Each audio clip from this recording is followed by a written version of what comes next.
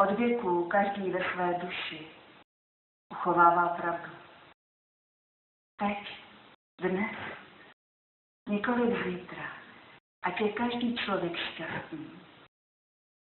Stvořitel zaplnil štěstím každý okamžik a každý věk a v jeho úmyslech není místo pro trápení milovaného člověka.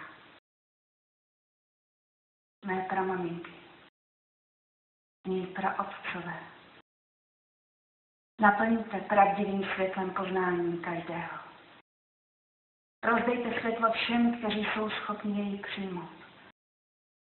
Ať zlo bojuje samo se sebou, ne s duší.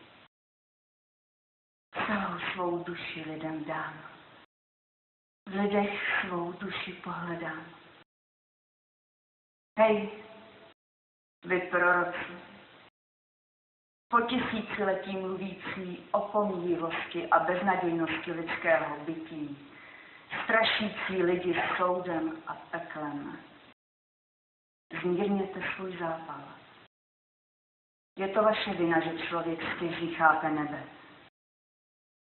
Nestůjte mezi Bohem a lidmi. Otec chce hovořit s každým sám. Zprostředkovatele nepotřebuje. Hraj vesmíre. Hraj šťastnou melodii. Pro všechny lidi na světě.